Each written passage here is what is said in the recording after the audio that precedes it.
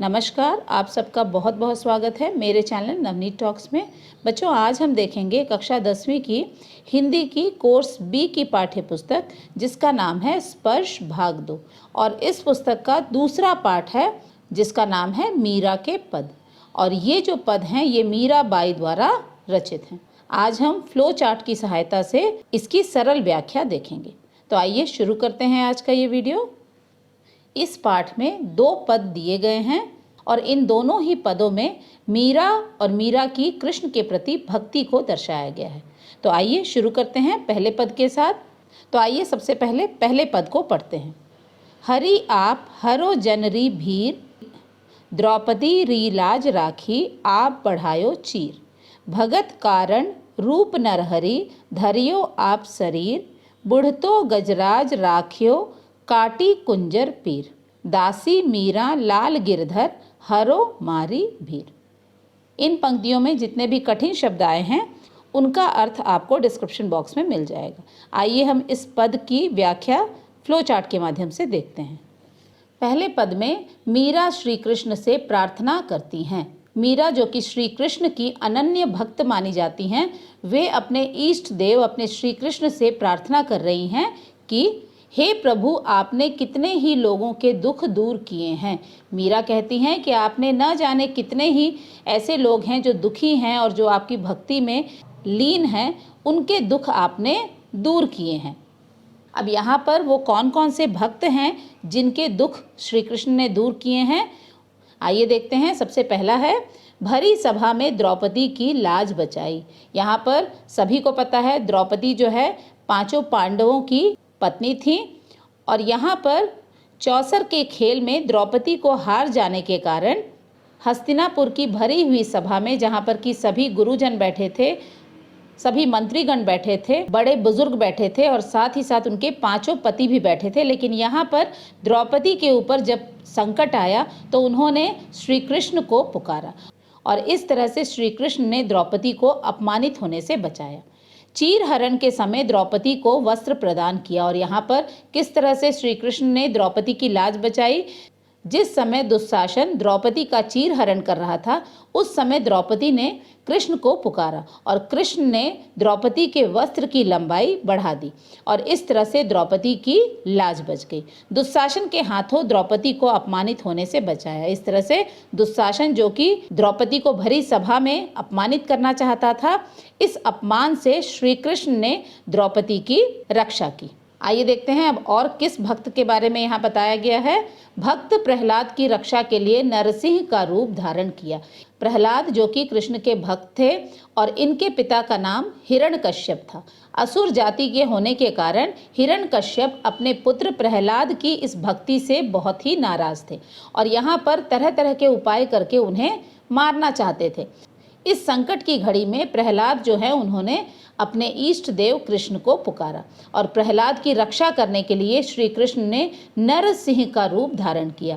नरसिंह का अर्थ होता है एक ऐसा जीव जो कि आधा नर हो और आधा सिंह हो। आप यहाँ पर नरसिंह का चित्र भी देख सकते हैं।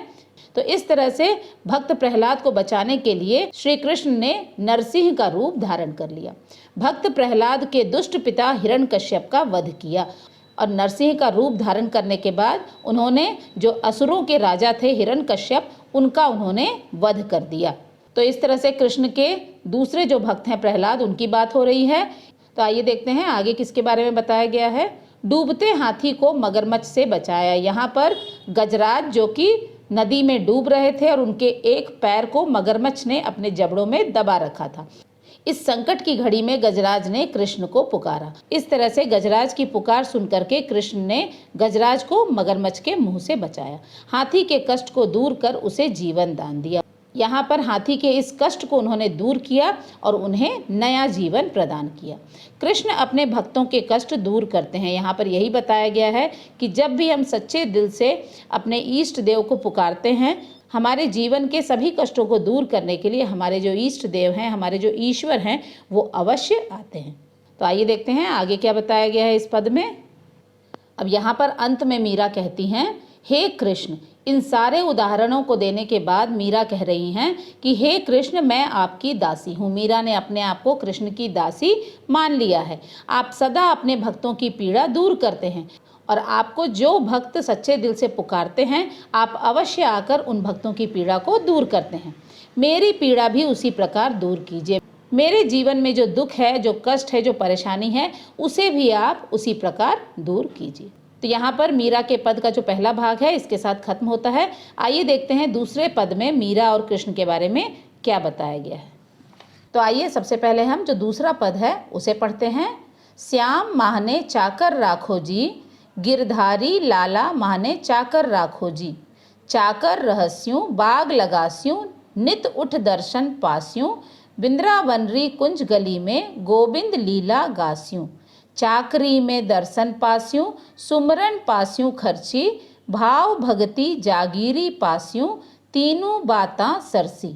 मोर मुगट पीतांबर सोहे, गल वैजंती माला। बिंद्रावन में धेनु चरावे, मोहन मुरली वाला। ऊंचा ऊंचा महल बनावण, बीच बीच राखूं बारी। सांवरियारा दर्शन पास्यों, पहर कुसुम्बी साड़ी। आधी रात प्रभु दर्शन दीजो, जमुना जीरे तीरा।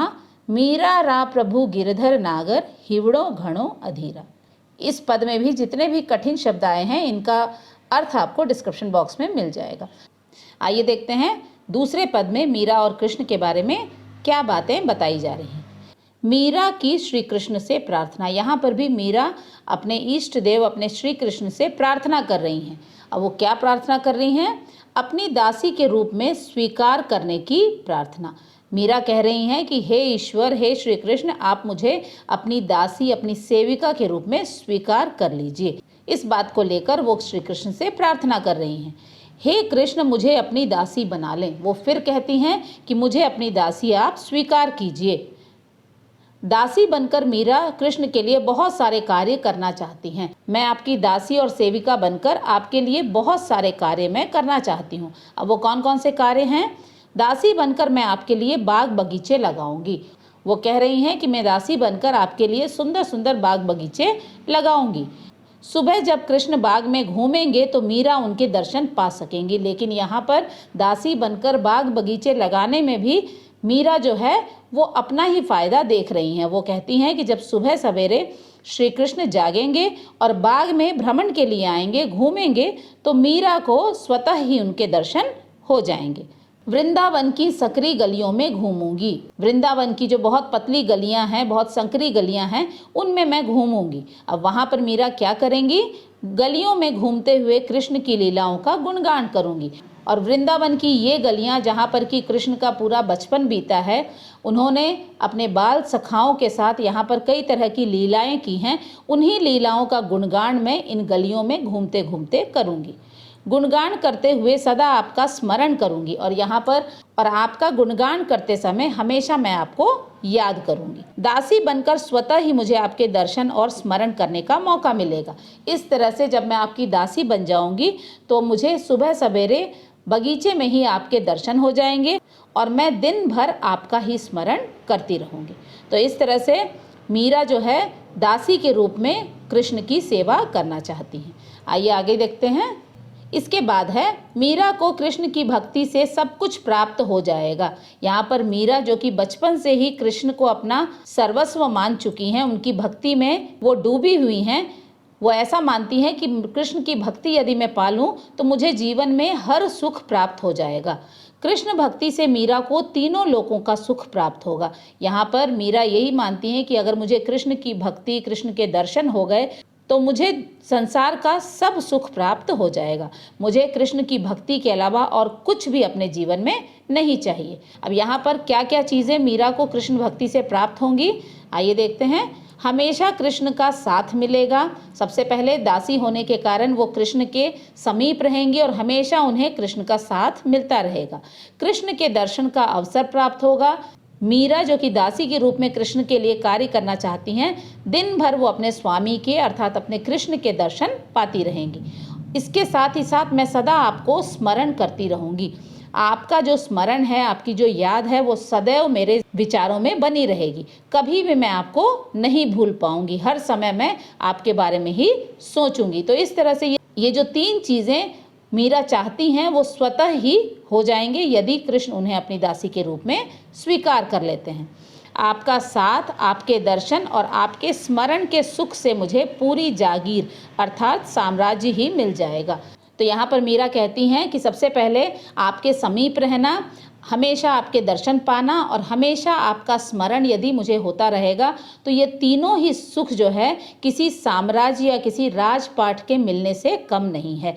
मुझे ऐसा लगेगा जैसे मुझे संसार का सब सुख मिल गया। ये तीनों सुख एक साथ पाकर मेरा जीवन धन्य हो जाएगा और ये जो तीनों सुख हैं ये पा करके सचमुच मेरा जीवन जो है सेविका के रूप में, दासी के रूप में, आपके भक्त के रूप में धन्य हो जाएगा। तो आइए आगे देखते हैं।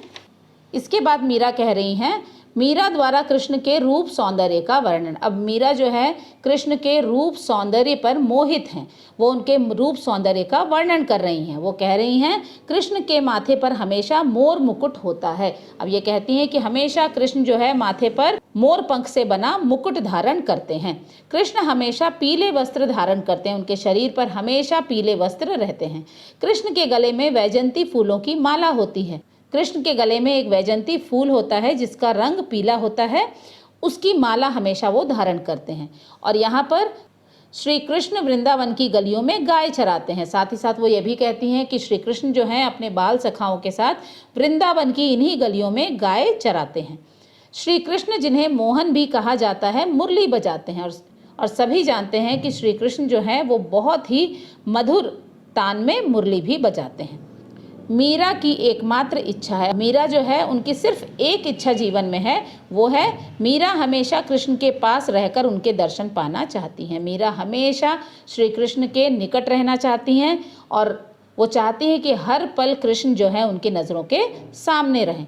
इसके लिए वे ऊंचे महल बनाना चाहती हैं और इसके लिए फिर से वो कृष्ण से प्रार्थना करती हैं, अपनी इस इच्छा को पूरी करने के लिए मैं ऊंचे ऊंचे महल आपके लिए बनाना चाहती हूँ। और महल के बीचों बीच कृष्ण के लिए बगीचा बनाने की इच्छा रखती हैं। और इसके साथ ही वो ये भी कहती हैं, सारे महलों के बीच में मैं आपके लिए सुंदर बगीचा बनाना चाहती हूँ। आइए आगे देखते हैं। अंत में मीरा श्री कृष्ण से मिलने की कामना करती हैं। अब वो कहती हैं कि भक्त के रूप में मैंने आपकी बहुत भक्ति कर ली, अब मैं आपसे मिलना चाहती हूँ। मीरा श्री कृष्ण के दर्शन के लिए व्याकुल है। मीरा का मन जो है हर पल श्री कृष्ण को पाना चाहता है, उनके दर्शन करना चाहता है और इसके लिए वो बहुत ही बेचैन है। कृष्ण के दर्शन के समय वे स्वयं लाल रंग की साड़ी धारण करना चाहती हैं और वो कहती हैं कि मैं आपके दर्शन करना चाहती हूँ, लेकिन उस समय मेरी यह इच्छा है कि मैं लाल रंग की साड़ी धारण करूं और लाल रंग की साड़ी पहनकर ही मैं आपके दर्शन पाना चाहती हूँ।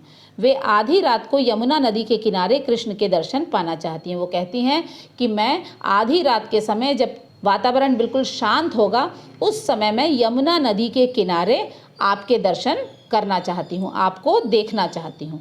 मीरा कृष्ण की भक्ति में तन मन से डूब गई हैं। यहाँ पर यही बताया जा रहा है कि मीरा जो है उनका पूरा जीवन, उनका तन मन सब कुछ कृष्ण की भक्ति में पूरी तरह समर्पित हो चुका है, डूब चुका है। वे कृष्ण को केवल अपना मानती हैं और यहाँ पर वो यही चाहती हैं कि कृष्ण जो है वो सिर्फ उनके होकर रह जाएं। मीरा का हृदय कृष्ण के दर्शन के लिए बेचैन हो रहा है और यहाँ पर कृष्ण की भक्ति में अब मीरा जो है सारी हदें पार कर चुकी हैं। अब वो साक्षात कृष्ण को देखना चाहती हैं, उनके दर्शन पाना चाहती हैं और उनके दर्शन के लिए उनका मन हर पल व्याकुल है। तो इस तरह से दूसरे पद का भावार्थ भी यहाँ पर खत्म होता है। तो बच्चों, आशा है इस पाठ्य पुस्तक का ये जो दूसरा पाठ था मीरा के पद, इसकी व्याख्या इस फ्लो चार्ट के माध्यम से आपको अच्छे से समझ में आ गई होगी। इस पाठ से संबंधित जो महत्वपूर्ण प्रश्न हैं वो भी हम आने वाली वीडियो में ज़रूर देखेंगे। तब तक के लिए अपना ध्यान रखें। धन्यवाद।